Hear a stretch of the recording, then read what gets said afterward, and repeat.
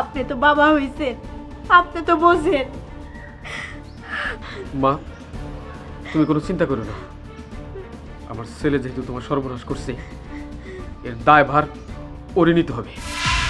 রুবেল, রুবেল, আসতেছি বাবা।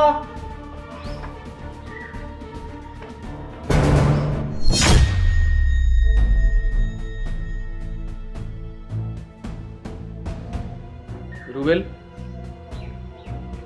তোমার সাথে তোমার কি কোনো ভালোবাসার সম্পর্ক ছিল? ইয়ে মানে বাবা, মানে আমি তো মানে মানে শুনতে চাই না। তোমার সাথে তোমার সম্পর্ক ছিল কি না এটাই আমি জানতে চাই। হ্যাঁ বাবা, ছিল।